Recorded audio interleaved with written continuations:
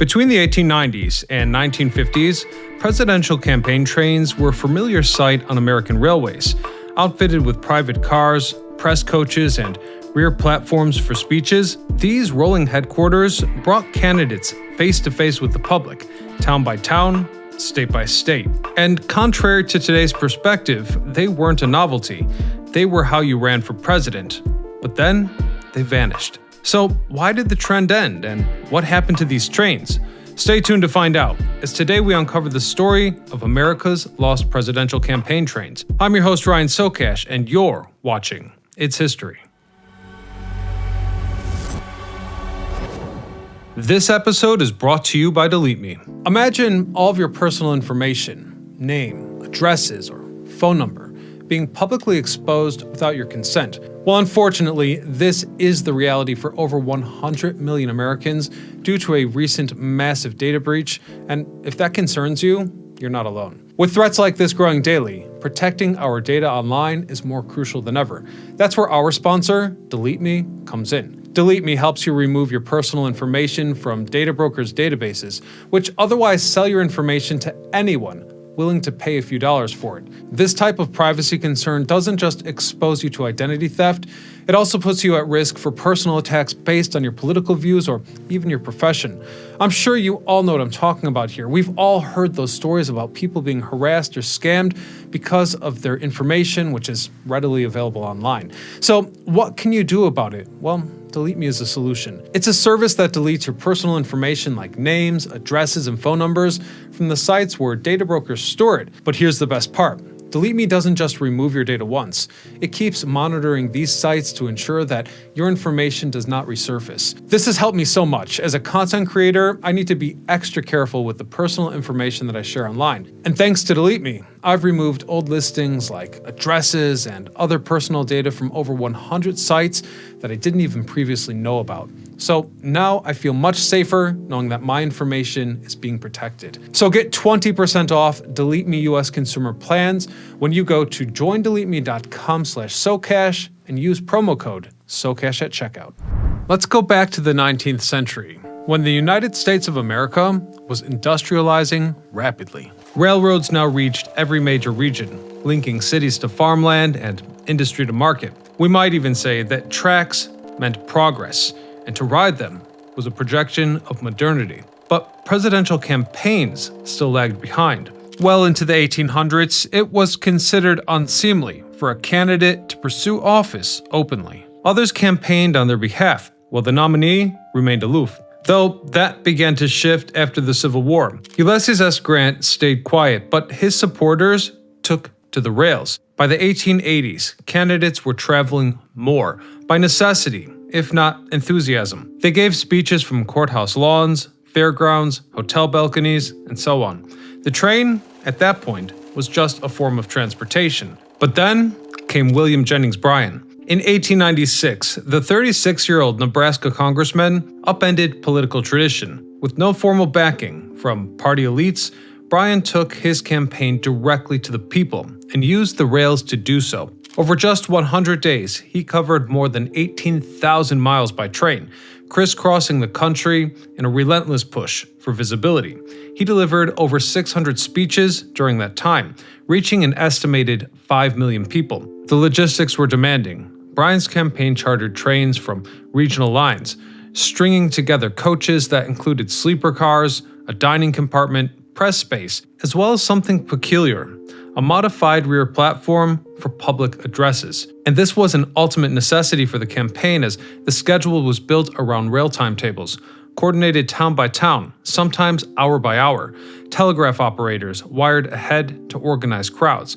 Local officials met the train at each stop. At larger stations, Bryan would climb onto the back platform and speak directly to the assembled crowd. Though at smaller sidings, he'd actually step down and shake hands. He rarely slept in hotels. The train itself became a base of sorts. Meals taken on board, interviews conducted in motion, and campaign materials stored between seats. His entourage included advisors, a small press corps, and railroad staff. It wasn't luxury, but it was effective. The movement of the train became a metaphor for the movement he was building. Bryan's message, a call for free silver and economic populism, resonated with small-town America. And for the most part, wherever he went, people turned out in the thousands, lining the tracks or following the sound of the locomotive. He lost the election to William McKinley, but the campaign was a breakthrough. Bryan had shown that modern rail infrastructure could be used not just to move goods or arms, but to move a political message. His whistle-stop strategy became a template, and the campaign train, as a tool of democracy, had arrived. So what about the train itself? What became of Bryan's 1896 campaign train? Well, remember, it wasn't a singular purpose-built unit. It was a rolling assemblage, typically 4 to 6 cars, leased from various regional railroads, meaning that the rolling stock changed as his tour advanced. Though these cars did include a sleeper car for Bryan and his close advisors, a dining car, a baggage coach, repurposed for storage and campaign materials, as well as a dedicated press car. But remember, that equipment varied by region. Unlike later presidents who toured in fixed, custom-outfitted trains, Bryan's campaign relied on adaptable contracts that changed along with the geography. Some legs were even handled by freight railroads, hastily modifying passenger cars to accommodate the whistle-stop schedule. As a result, there was no single Bryan train preserved in full. The cars he used were returned to their original lines after the election, repainted, reassigned, or eventually retired. None survive today in any known collection, but their role in that 1896 campaign left a permanent imprint on the American political theater. They had shown what a moving platform could become, the power of a candidate in motion. By 1932, the country was in crisis, and so was the presidency. The Great Depression had pushed millions into unemployment, banks were collapsing, and confidence in Washington was at an all-time low. Hence, Franklin D. Roosevelt understood that to win, he couldn't just offer policy. He had to be seen, heard, and felt. And that meant getting on a train. Roosevelt's campaign didn't travel light. His train, known informally as the Roosevelt Special, typically consisted of 8 to 10 cars. These included a private lounge and sleeping cars for Roosevelt, a press car for reporters, dining and kitchen coaches, staff quarters, a baggage car, and a rear observation platform from which he would occasionally deliver speeches. But unlike Bryan, Roosevelt wasn't improvising. Every stop was pre-cleared. Every speech had a timed arrival. The campaign ran with near military precision, orchestrated by advisors who understood the need for calm appearances backed by rigorous control. The contradiction here was striking. Roosevelt, who walked only short distances due to the effects of polio, traveled thousands of miles by rail.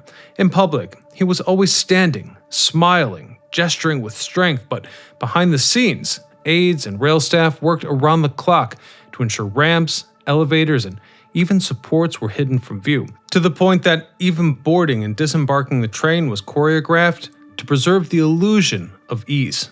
In total, FDR gave over a dozen major whistle-stop tours during the 1932 campaign, covering more than 20,000 miles in total. The train didn't just connect him to voters, it created a moving stage from which he could project confidence in an age of collapse. At the height of his tour, crowds stretched for blocks around stations in Pennsylvania, Ohio, and Illinois. Farmers paused work to hear him speak. In factory towns, sirens marked his arrival.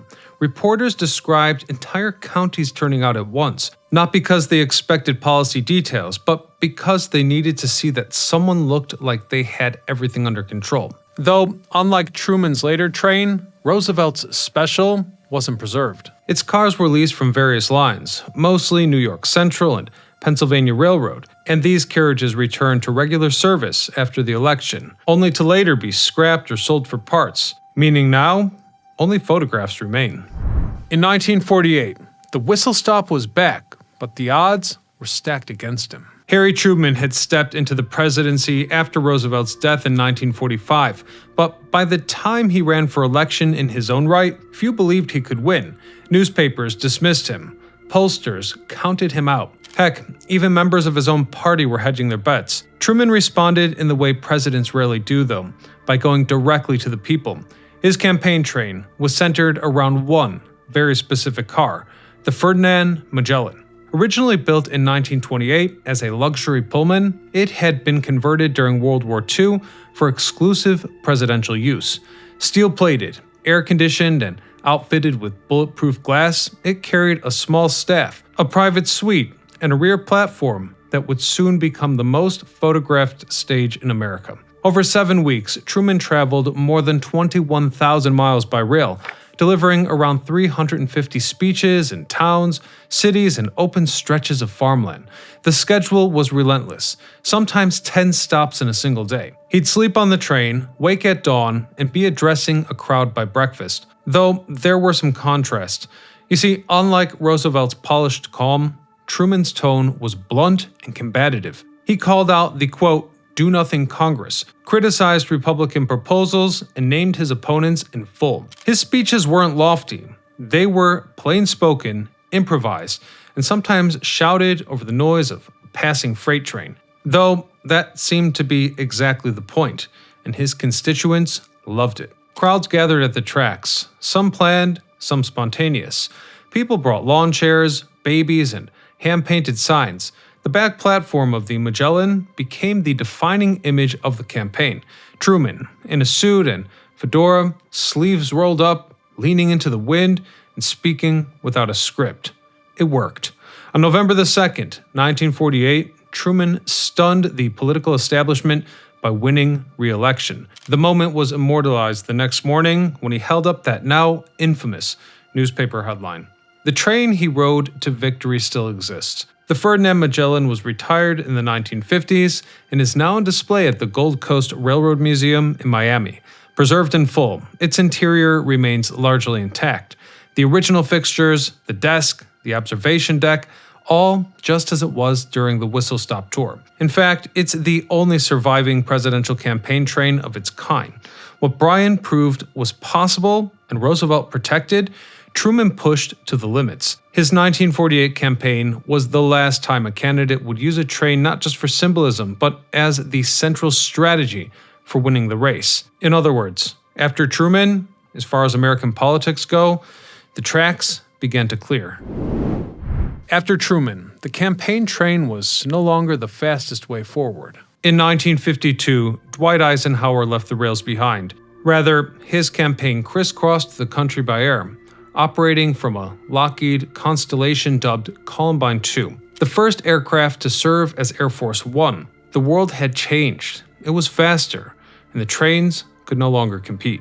Although the symbolism returned from time to time. For example, in 1976, Jimmy Carter brought it back briefly. His Carter Campaign Special, made up of Amtrak coaches, rode through Pennsylvania, Ohio, and Michigan in a deliberate nod to Truman's whistle-stop legacy. Though it didn't last long and it was not practical, but it did make a point. Since then, a few have followed suit. George W. Bush, Al Gore, Barack Obama, Joe Biden, they all spent a day or two aboard campaign trains. And beyond that, only one full campaign train survives, the Ferdinand Magellan.